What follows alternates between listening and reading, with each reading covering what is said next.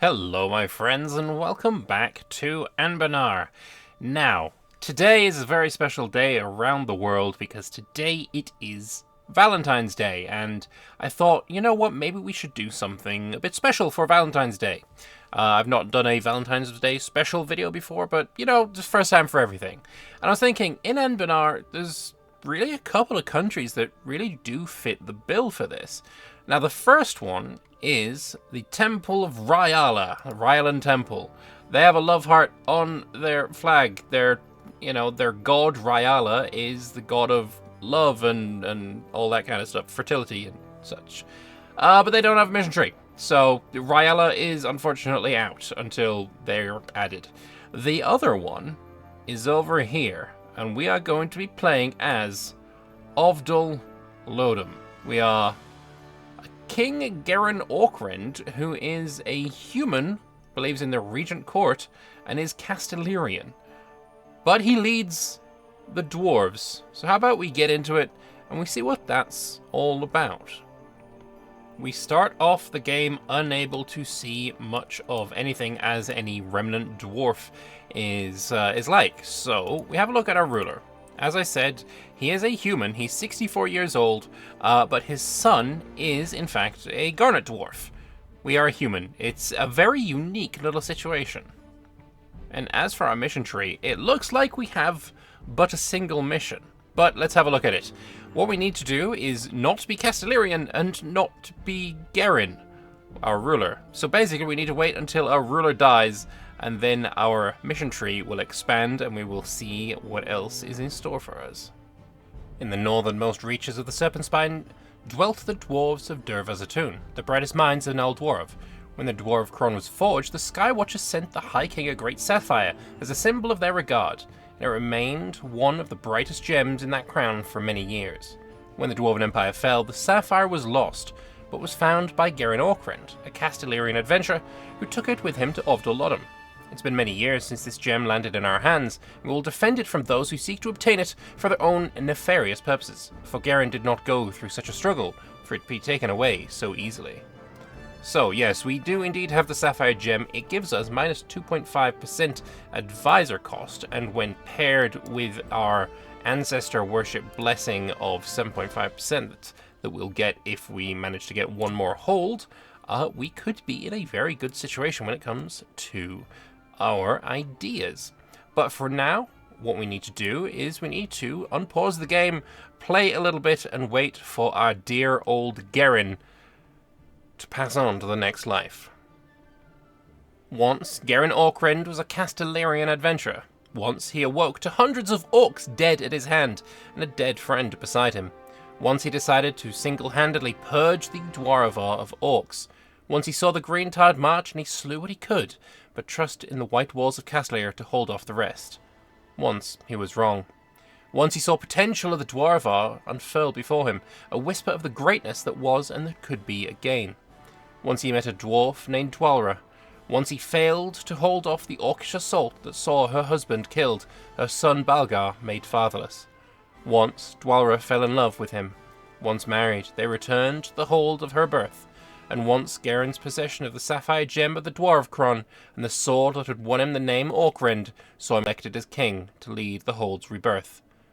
But that was long ago. Now he walks with the support of a cane and leaves his sword at home. Now the scars blur together as the details of their woundings fade from view. Now he rests easy, sleeps at night without fear of being set upon by orcs. Surrounded by walls he has inspected and guards he has trained, and now he can sit and watch his son learn to lead. As soon as he shall sleep, knowing Ovdal Lodhum shall lead the Dwarvar's reclamation. But as long as dwarves inhabit the Dwarvar, there shall be legends of the one they call Trickster, and the one they call Orkrend, the faceless figure who'd slain hundreds of thousands of orcs, a number matched by none before or since. Long may he reign. And here we are, the death of Garen Orkrend. Unfortunately, he is no longer with us. But ascending to the throne is Balgar Orkrend, a son of a mere 18 years. Immortal, as all dwarves tend to be, although immortal is about 250 years. and ready to lead us into the next era. The end of a legend. Finality, mortality, and a sheathed sword. Geraint Orcren knew many deaths. There was the death of the Castellarian adventurer, a man who saw the open sky and beaming sun, who left them both behind for the serpentspine steppes. There was the death of the trickster, the death of a nightmare, when he put down his sword and took up a wife and son and a cane. Now he's faced another death, more pleasant than the rest, surrounded by loved ones, a funeral attended by all the dwarves of Ovdal Lodhum, and also more final. And we have new missions. Tia's loss and a yearning void. So for this, we just needed some money. Ovdal Lodhum has spent millennia thinking on the order of centuries. That is the natural timescale for mountains and for dwarves, and within it, Geraint Orcren was, a spark amidst a vast cavern of darkness, or perhaps a flash of lightning. Balgar knew this day would come. He knew it from the first time he called his father, father. But nonetheless, it's not a moment he or any dwarf is well trained for. How do you return to a life of centuries when your existence has been forever reshaped in a span of decades? Then comes clarity. What we need is to not be mourning our dad anymore. So that's going to happen in about a year. Grief, judgment, and an angry sigh. Dwalra spent a time mourning beside the tomb of the man she loved. A week in total, sitting in silence, eating only the water and plain bread a few close friends brought her. A week of reflection and reassessment and grief. And then she left, having completed only a 20th of the standard mourning period, a 50th of the time customary for a hero or other great figure. Dwarven eyes watched her as she proceeded back to her home, brows furrowed, a glare or two levelled. But like Orcren through orc flesh, she did not stop. At the doorway to the house she had lived in for decades, which no longer quite felt like a home, she stopped, turned, gave the crowd that had trailed her a withering look, let out a soft sigh, squeezed her nails into her palm, wishing there was calloused hand she could squeeze instead. But instead she went inside down the steps. None of them knew him. Not all of him. None of them knew how to honor him. That's something only I know. Then she looked up, saw her son standing in his childhood bedroom, tears still dripping down his face. Something only we know. Then comes vengeance, resolve, fear, and an unsheathed sword. The sword knows what it's doing. Balgar does not. It knows every move a dwarf or Castellarian would be trained in, and 1,000 learned the hard way. It knows every slice, every block, every parry. Balgar was taught these, yes, practiced them under his father's eye, but it doesn't seem to work the same as that gentle, gruff voice isn't there to shout, "Keep up that guard," or "Faster," or "That's my boy." The sword fits awkwardly in a hand not calloused over decades, a bit long for a man who reaches only 4 feet, but as he lifts it above his head in Ovdal Lodhum's main hall, neither his arm nor his resolve wavers.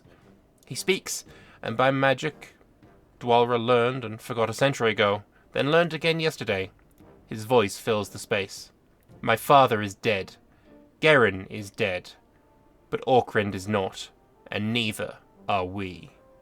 Under Orcren, we fight. So we have a bunch of natives being killed in Gorgier's Crack and Caravan's Rest. And we will discover them as well. Very nice. And then we will also get, for 20 years, some morale of armies, movement speed, and shock damage. And we'll gain the Orcren modifier whenever we're at war with orcs. Fantastic. And our mission tree has very much expanded, and we are into a standard game, I guess, of a dwarf reclaimer. And by standard dwarven reclaimer gameplay, I mean we have the Remnant Awakening system, where we have 3 different factions that are all trying to prepare themselves, and right now I have the Reclamationists all prepared and we can get going.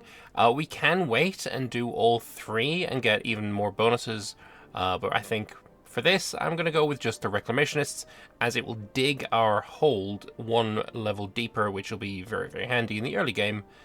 And if we wait any longer to try and get the other ones, maybe the beholders will get a little bit mad and I will get a negative modifier that I really don't want to suffer from. So let's get Remnant Awakening. It's taken much preparation, but we're finally ready to step out into the world. No longer should we hide behind our walls, now to see the fruits of our preparations.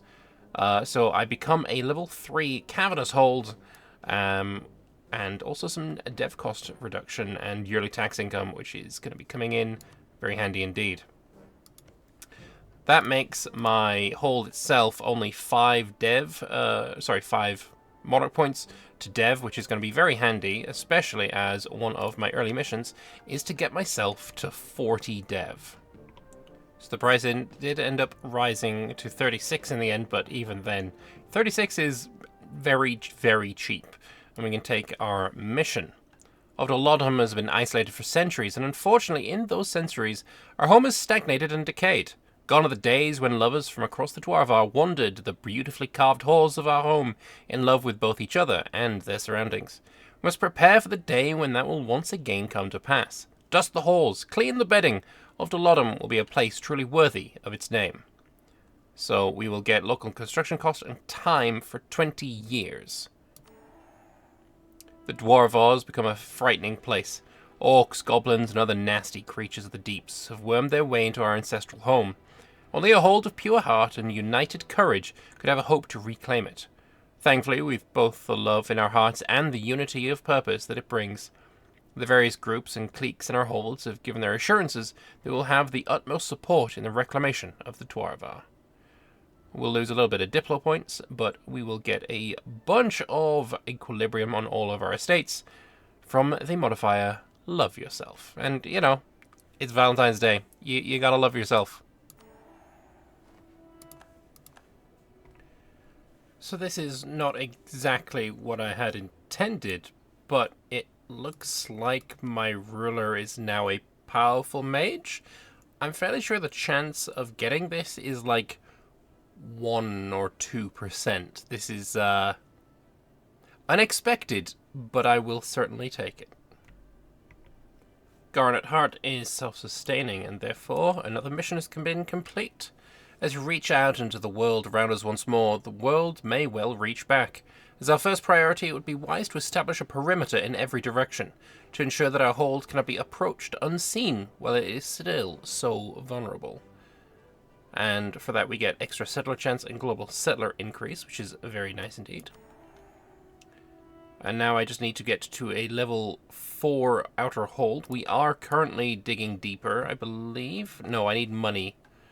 As soon as I get some money, I will be digging deeper. And our colonist is going to go over to Angrod 11, because that is where our next mission here is, I believe, somewhere like there.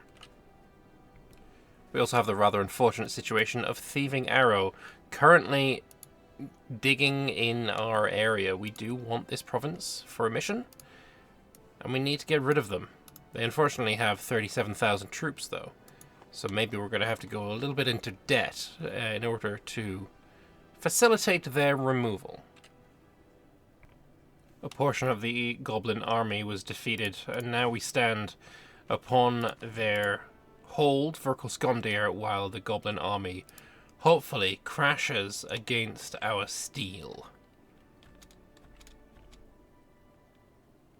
Or we just lose. That could also happen.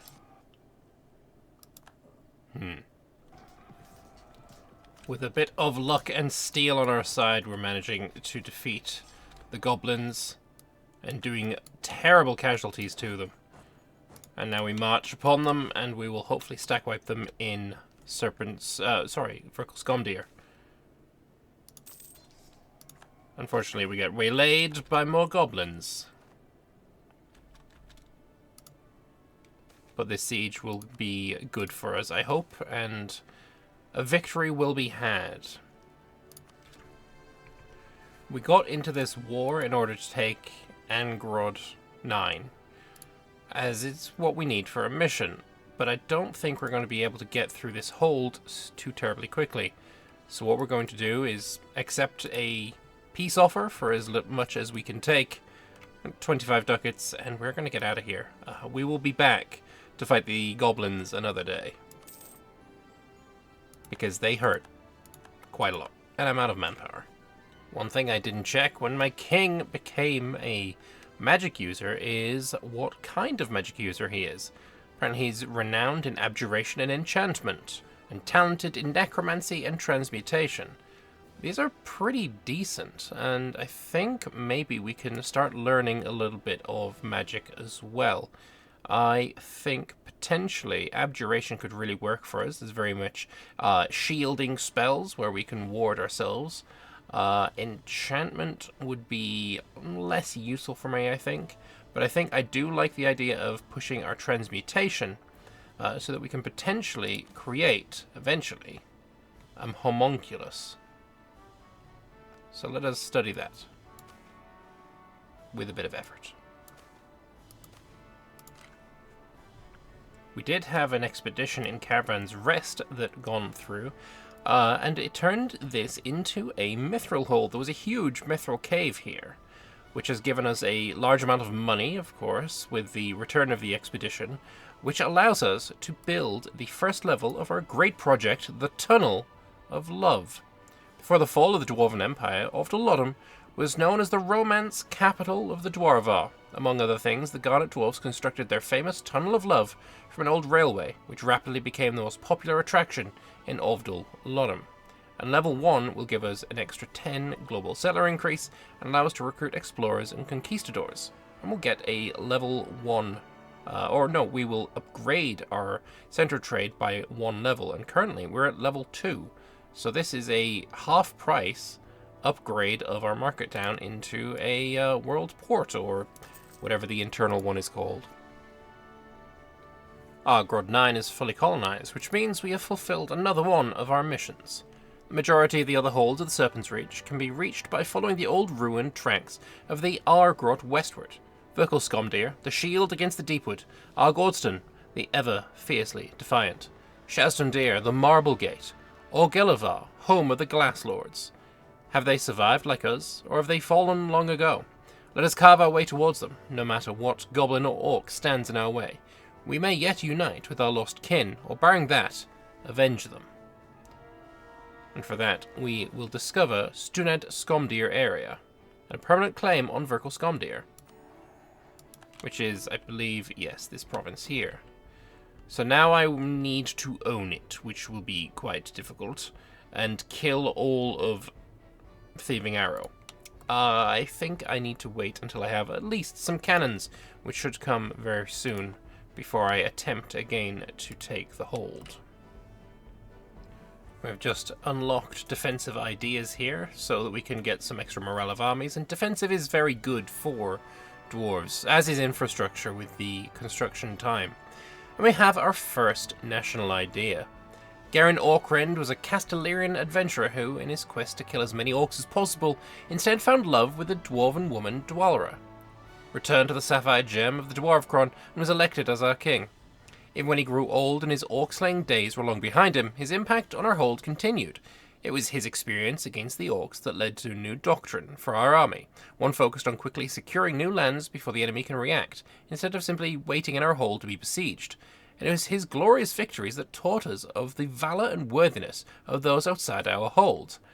And for this, we get 4 general pips, which is absolutely insane. Quite honestly, I will certainly take it, though. Before I can even get to attacking these vile goblins again, we have been attacked by them. We have a little bit of money, and I'm going to grant a general and hope for a glorious leader. We can even try and get a conquistador and see who is best. And we get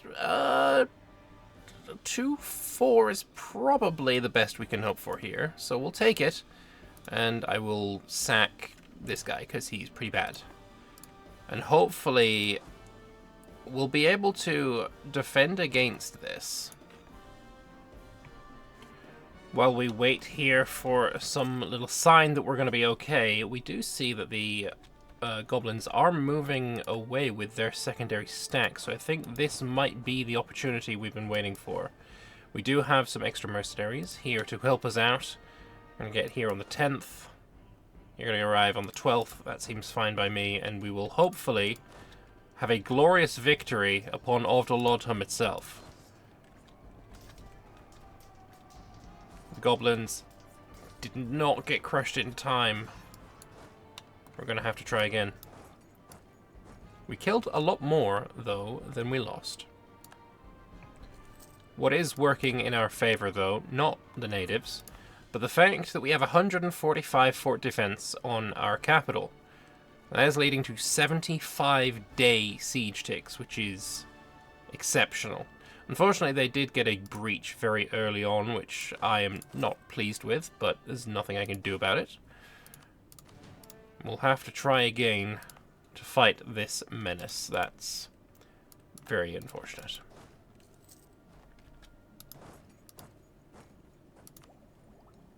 That morale of armies is going to come in very handy right now. Let's wait one more monthly tick for that morale to apply. And we'll see if we can win the fight this time.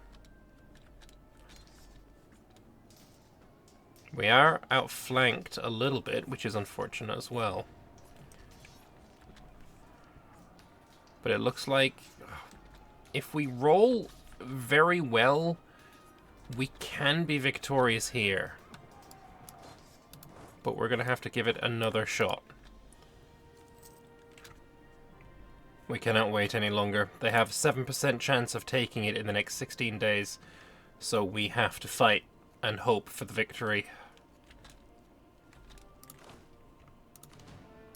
Get everyone shift consolidated. We're not really being outflanked, but I am going to raise my troop count. We now outnumber the... We need to win this fight, and we do, thankfully. Whether we're going to be able to take their hold, I am not confident. If we are ever going to get through the goblins, I think it is going to be here. The goblins, they do have 23,000 troops, so they could attack us at any point. But if we manage to take their hold, it is all over and we will be victorious. 33-day siege ticks. This is all about luck at this point. And luck was on our side this day. We'll clean up. But this is the end of the goblins.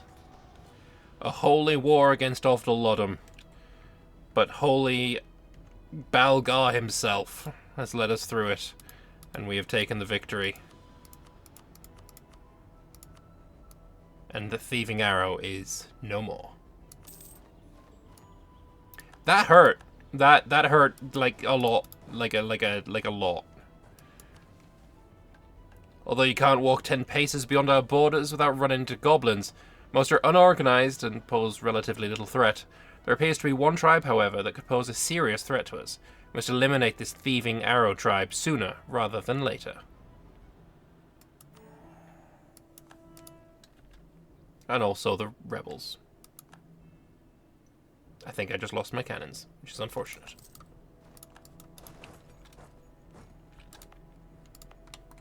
Were they colonizing anything? They were. I'm going to abandon that then.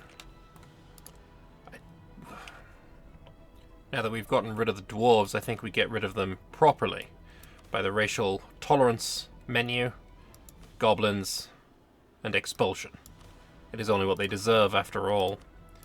Plus, if this area becomes my culture, my religion, it'll be much cheaper to core it instead of the 153 that it wants me to do right now. Which is a little bit expensive. Another idea means another full national idea unlocked. Once, we were the romance capital of the Dwarva, and accordingly had many romantic venues. While pleasures, cruises weren't exactly an option, we rigged up a railway in the same manner and created the Tunnel of Love. This rapidly became our most popular attraction, so we set up more and even based the entrance to our hold off it. Now no dwarves come to Ovdal Lodhum seeking love, only orcs seeking death. By replacing the flowers that once fell on newlyweds with burning pitch, we can certainly give them that. And to get that as well, I got more land leader maneuver, so my generals now have 5 guaranteed pips, including 3 minimum maneuver, which is kind of exceptional. The Tunnel of Love itself has also been completed to level 1, so extra settlers is always very nice. And now that it's done, I will also deepen the capital. It's going to cost me 224 crowns and take about 13.8 years. But it will eventually be done, and we'll be able to complete another mission. The first of the goblins has been expelled from Argrod 8.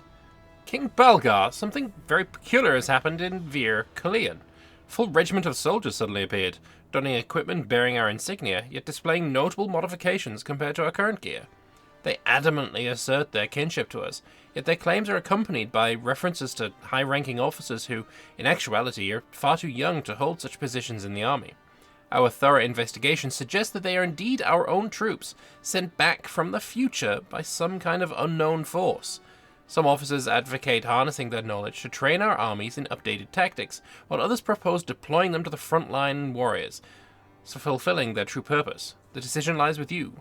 So I can either have some morale of armies for 10 years, or I can get a massed clockwork bow in Vir Kalian, which is exactly what I already have. So I guess I'll take the morale? Very interesting. Maybe it's something to do with the fact that they're all in the deep woods itself, which is a bit of a magical fucky-doodad place. Now this is perfect. The goblins of Virkal Skomdir itself have been expelled. And yeah, I do feel that's way cheaper. Like, I really do. It used to be more expensive than this.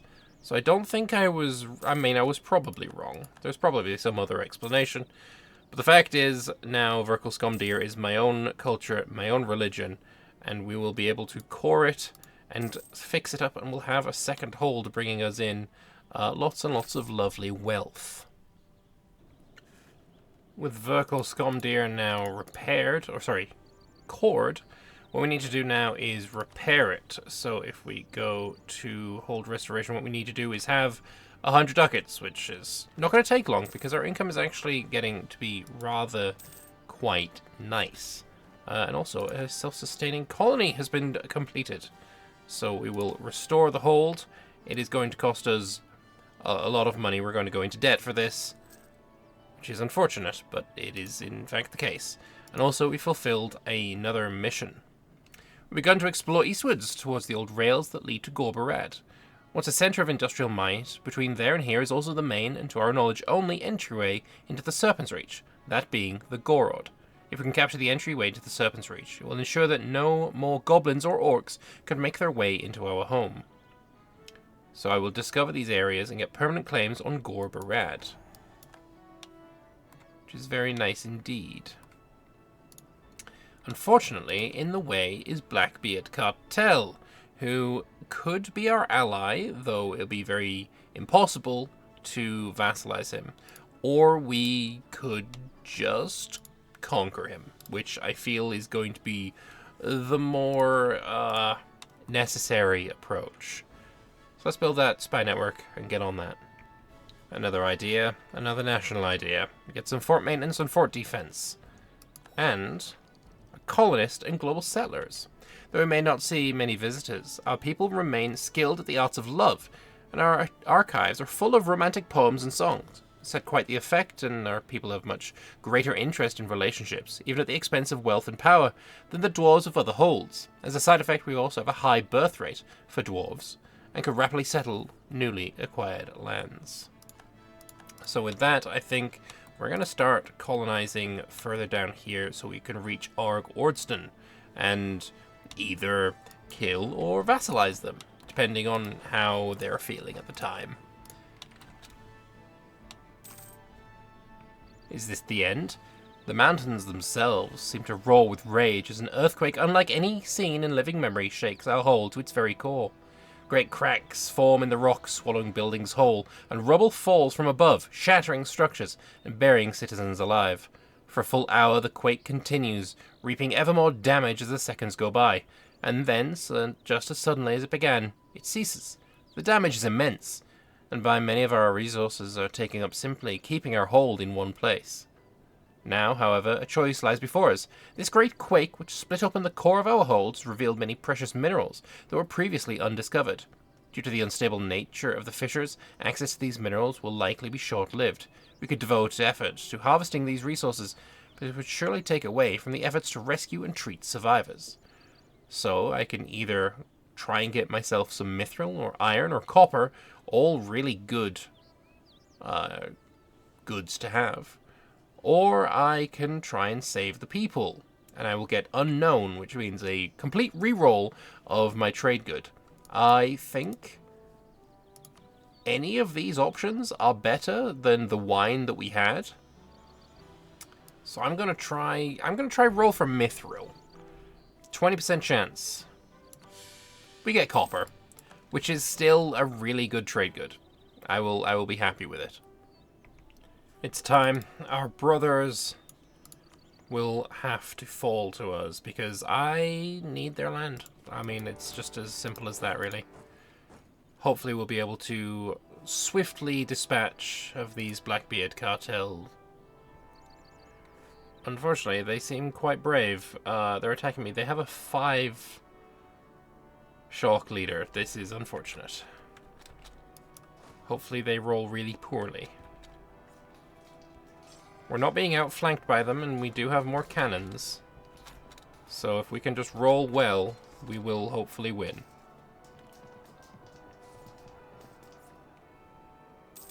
I will take the W. Their capital has fallen. They were unable to get troops back and reinforced in time, which is a good thing, because we wouldn't have been able to survive much more. Our manpower is completely out. So we will try and make it so that we can take everything. We will consolidate. I'm actually going to properly consolidate. Fight his army one more time. And hopefully this will allow us to take the win. Including some money for good measure. And with that W, we've also completed another mission. The Surface Dwarves. These dwarves are not like us. They do not come from some hold in the mountains that has held out against the orcs, but instead are descended from kindred who fled to the surface in ages past. They call themselves Silver Dwarves, after the hall from which they hail. But after the event which emptied the Dwarvar of hundreds of thousands of orcs, they, like many others it seems, have come to reclaim their ancestral homeland. Let us then prove that there is a home for them to return to, one with open, loving arms, and make use of their new idea and ways of thinking. We maybe didn't do the love thing exactly right this time. But that does give us 20 years of advisor cost reduction, which is very nice. And with that, I'm also going to be putting an end to this episode. I want to thank you all very much for watching, and for certain, I would like to say Happy Valentine's Day. Whether you are spending it with somebody or alone, I hope you have a great day and a great night. And I will see you in the next one. Bye-bye.